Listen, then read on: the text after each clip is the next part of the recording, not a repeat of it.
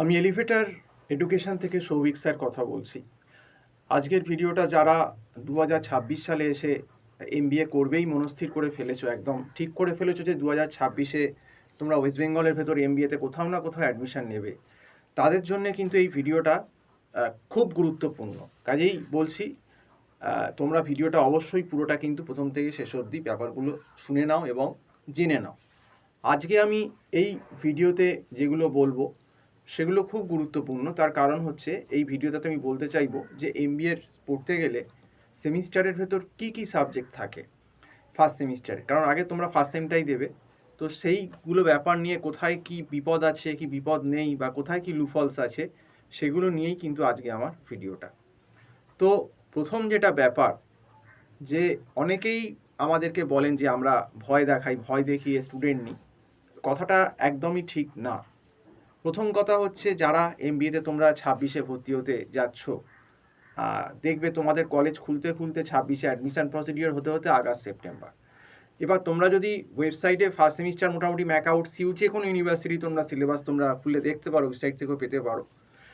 সেখানে যদি তোমরা খুব ভালো করে সিলেবাসটা গো থ্রু করো, যেটা আমরা আগে করতাম, যে আমরা কোনো কোর্সে ভর্তি হওয়ার আগেই আমরা কিন্তু সিলেবাসটা গো থ্রু করতাম, সেই সিলেবাসের ভেতর কিন্তু তোমরা দেখবে যে সেখানে কিন্তু ফার্স্ট সেমিস্টারে ইকোনমিক্স একটি পেপার আছে, মানে ইকোনমিক্স। এবং এই ইকোনমিক্সের ভেতর এখন যেটা পরিবর্তন হয়েছে, আমি যেটা বলতে চাইছি, পরিবর্তনটা হচ্ছে যে দেখবে যেটা, সেটা হচ্ছে যে এখন আগে শুধু মাইক্রো ইকোনমিক্স ছিল ফার্স্ট সেমিস্টারে, এখন চেঞ্জ করে ম্যাক্রো ইকোনমিক্সও অ্যাড করে দিয়েছে। তার মানে ইকোনমিক্সের ভেতর কিন্তু দুখানা পেপার, একটা হচ্ছে মাইক্রো ইকোনমিক্স আর আরেকটা হচ্ছে ম্যাক্রো ইকোনমিক্স। কাজেই দুটো পেপার একসঙ্গে কিন্তু পাঞ্চ করে দেওয়া হলো। এটা কিন্তু হয়েছে কিন্তু মোটামুটি ধরে রাখো 1-2 বছর আগে থেকেই হয়ে গেছে। এটা লাস্ট 22 ব্যাচ অবধি ছিল, 23 থেকে এই চেঞ্জটা করে দিয়েছে। তো এখন এই মাইক্রো ইকোনমিক্সের ভেতর কিন্তু ডিম্যান্ড সাপ্লাই, যেমন ইকোনমিক্সের থাকে ল অফ ডিম্যান্ড সাপ্লাই, তারপর ইলাস্টিসিটি অফ ডিম্যান্ড, তারপর তোমার ইনডিফারেন্স কার্ভ, বাজেট লাইন, তারপর income consumption curve, price consumption curve, তারপর utility, what is marginal utility, diminishing marginal utility, বা এগুলো সমস্তই আছে। এবং তার সঙ্গে তারপর প্রোডাকশান কস্ট, তারপর মার্কেটের ভেতর perfect competition, monopolistic competition, oligopoly. এবং এই সমস্ত যে ইকোনমিক্সগুলো বললাম, এর প্রত্যেকটার ভেতরই সামস, গ্রাফ, ডেরিভেশন সমস্ত কিছু কিন্তু এমবিএ ফার্স্ট সেমিস্টারের ভেতর আছে। অনেকে যেমন আমাকে এসে বিকম থেকে এসে বলে, স্যার আমি বিকমে ইকোনমিক্স পড়েছি। আমি বললাম, বিকমে তুমি পড়েছো, ইকোনমিক্স হচ্ছে 5% আর এখানে আছে 90%, তফাৎটা হচ্ছে সেখানে। সেই জন্য বিকমের স্টুডেন্টও আমাদের কাছে কিন্তু প্রথম থেকে পড়ছে। তো এই কারণেই যে যারা ধরো আর্টস থেকে যারা এমবিএতে আসছো 2026-এ আসছো, বা ধরো সায়েন্স থেকেও আসছো, তারা কিন্তু অনেকেই এই ইকোনমিক্স সম্বন্ধে অবগত নও। এবং প্রত্যেক বছর, আমার কথা শুনে নয়, তোমরা যাচাই করে দেখতে পারো, তোমরা ইউনিভার্সিটিতে যাও, ম্যাকআউটের কলেজগুলোতে যাও, খবর নাও, প্রত্যেক বছর বহু ছেলে মেয়ে ইকোনমিক্সে কিন্তু সাপ্লি পাচ্ছে ফার্স্ট সেমিস্টারে, এবং সেই সাপ্লি কিন্তু পরের বছর জুনিয়রদের সঙ্গে গিয়ে দিতে হচ্ছে। ম্যাক্সিমাম সাপ্লি কিন্তু ইকোনমিক্সে কিন্তু ফার্স্ট সেমিস্টারেই আসছে, ঠিক এই কারণে, কারণ ইকোনমিক্সটাকে অনেকেই ভাবে থিওরি পেপার এবং অনেকেই জানে না। গার্জেন যারা এই ভিডিওটা দেখছো, তোমরা স্টুডেন্টরা বা গার্জেনরা, এটা তোমাদেরকে ওয়াকিবহল করার জন্য বলে দিলাম। এবং এই যে ইকোনমিক্সের সিলেবাস, এই সিলেবাস কখনো যদি এখন থেকে না করা যায়, যাদের একদম ব্যাকগ্রাউন্ড নেই, যারা ইকোনমিক্সের কিছুই জানো না, তাহলে কিন্তু ধরে ধরে করা যাবে না বা সিলেবাস শেষ করানো যাবে না। কারণ এবার মাইক্রো ইকোনমিক্স তো শুধু বললাম মাইক্রো, এরপর আবার ম্যাক্রো ইকোনমিক্স, তার সঙ্গে ম্যাক্রো জুড়ে দিল। ম্যাক্রোর ভেতর কী কী আছে? National income accounting, simple Keynesian model. Simple Keynesian মডেলের ভেতর কী আছে না, সিম্পল কেনশিয়ান মডেলের মতো ভালো করে শুনে নাও, খুব ভালো করে। তার ভেতর অনেকগুলো মাল্টিপ্লায়ার আছে, কনজামশন ফাংশন আছে, সেভিং ফাংশনটা কী আছে, অ্যাভারেজ প্রোপেন্সিটি টু কনজিউমের গ্রাফটা কীরকম হবে, এমপিসি কী হবে, তার গ্রাফ কীরকম হবে, সেভিংস কার্ভটা কীরকম হবে, কেন সেভিংস কার্ভটা নিচ থেকে উঠছে ফাংশনটা।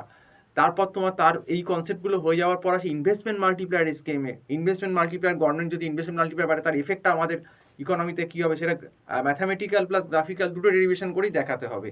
এবং আবার আছে গভর্নমেন্ট এক্সপেন্ডিচার মাল্টিপ্লায়ার আছে, তারপর ট্যাক্স কাট মাল্টিপ্লায়ার আছে, তারপর ব্যালেন্স বাজেট মাল্টিপ্লায়ার আছে, DG bar is equal to DT bar. তো তারপর প্যারাডক্স অফ থ্রিফট আছে, ফরেন ট্রেড মাল্টিপ্লায়ার আছে এসকেএম এর ভেতর।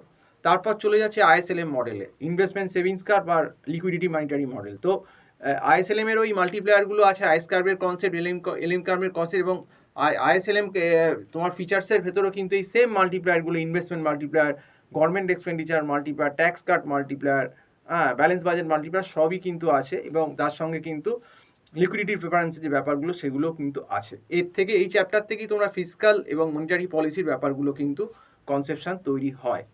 তো তারপরও ইনফ্লেশন আছে চ্যাপ্টার নতুন, ইনফ্লেশন আছে, ব্যালেন্স অফ পেমেন্ট আছে, ব্যালেন্স অফ ট্রেড আছে, তারপর ট্রেড ইকোনমিক্স আছে, তারপর ইন্ডিয়ান এগ্রিকালচার অ্যান্ড ইকোনমি আছে। তাহলে সিলেবাসের ভলিউমটা বোঝো যে কতখানি সাংঘাতিক ইকোনমিক্সের আমি বললাম। এরপর নেক্সট চলে যাচ্ছি স্ট্যাটের পার্টে। স্ট্যাটিস্টিক্সে কী আছে না, স্ট্যাটিস্টিক্স 1-এর কথায় আগে আসি।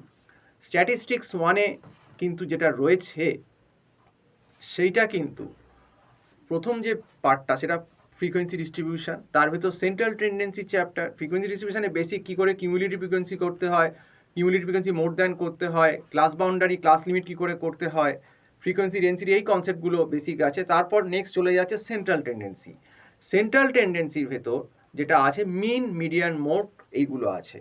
তারপর ডিসপারশনের ভেতর কোয়ার্টাইল ডিভিয়েশন, মিন ডিভিয়েশন, তারপর স্ট্যান্ডার্ড ডিভিয়েশন, তারপর কম্বাইন এসডি মানে কম্বাইন স্ট্যান্ডার্ড ডিভিয়েশন, তারপর কোফিশিয়েন্ট অফ ভ্যারিয়েশন, তারপর মোমেন্ট স্কিউনেস কার্টোসিস চ্যাপ্টার আছে, তারপর চলে যাচ্ছে কোরিলেশন রিগ্রেশন, তো র্যাঙ্ক কোরিলেশন আছে। তারপর নেক্সট যেটা চলে যাচ্ছে স্ট্যাটিস্টিক্স 2 পার্ট, সেখানে বেসিক একদম প্রবাবিলিটি থিওরেমগুলো, অ্যাডিশন থিওরেম, তারপর তোমার কন্ডিশনাল প্রবাবিলিটি আছে, কম্পাউন্ড প্রবাবিলিটি আছে, ইন্ডিপেন্ডেন্ট ইভেন্টের প্রবাবিলিটি আছে, তারপর তোমার যেটা আছে বেস থিওরেম আছে, এক্সপেকটেশন মডেল আছে, তারপর তোমার র্যান্ডাম ভ্যারিয়েবলের কনসেপ্ট আছে, প্রবাবিলিটি মাস ফাংশন আছে, প্রবাবিলিটি ডেন্সিটি ফাংশন আছে, তারপর বাইনোমিয়াল ডিস্ট্রিবিউশন আছে, তারপর পয়জন ডিস্ট্রিবিউশন আছে, নর্মাল ডিস্ট্রিবিউশন আছে, তারপর স্যাম্পলিং আছে, পপুলেশন স্যাম্পলিংয়ের তফাৎ কী, তারপর হচ্ছে হাইপোথিসিস, অ্যানালিটিক্যাল যে স্ট্যাটিস্টিক্যাল হাইপোথিসিস, তার প্রায় 8টা